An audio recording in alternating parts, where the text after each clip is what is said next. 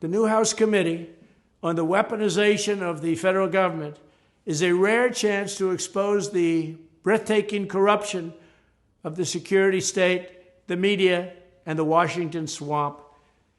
Here are just a few of the questions the committee hopefully will be asking.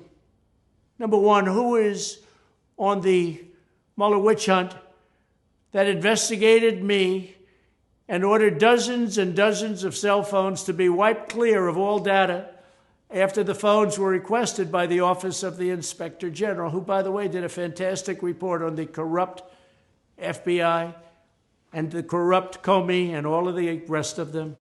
But they asked that all data on their phones, never done this before, be wiped off. In some cases, they said, oh, I'm sorry, it was a mistake. Can you imagine what we would have found with Page and Strzok and all of them? Who in the Mueller team was in charge of leaking secret information and fake news stories to dishonest journalists, of which there are many, to perpetrate the Russia hoax? And that's what it was. Turned out it was a total hoax. It was all misinformation. It was all a horrible thing that was given to the people of our country illegally by a fake press and a corrupt press and by corrupt politicians. Why did numerous FBI and CIA analysts go out and purchase professional liability insurance the day the fake Steele dossier was first published? Because they knew it was fake.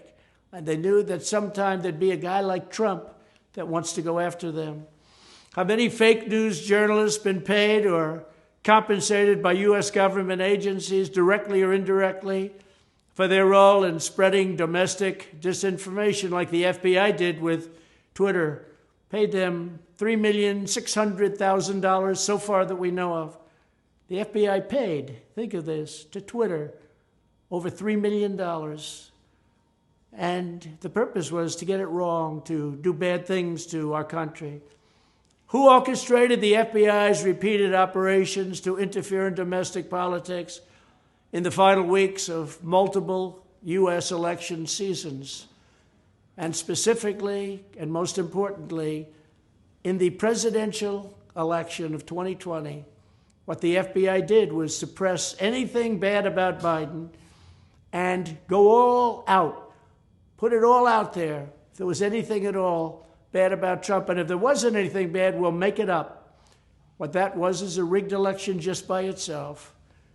What was the role of federal agents and informants in pressing the crowd toward the Capitol on January 6th? And who is Ray Epps? Tell me about Ray Epps. Where does he come from? I think we know. In addition, the committee needs to do a full review of FISA warrants and any abuse of confidential government databases to conduct political spying on American citizens. They spied on American citizens illegally, and they got illegal approvals. The approvals were gotten by lying to judges. The judges should be very upset, but they don't seem to be. We should also get a full report on any domestic surveillance of MAGA supporters that has taken place under Biden or Obama and the radical left. Joe Biden is presiding over the most corrupt administration in American history.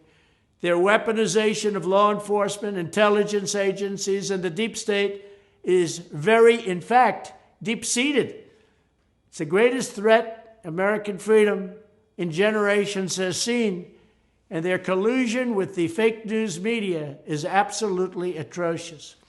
This committee is a vital chance to bring it all to light, begin to heal our divisions, and save our beloved country.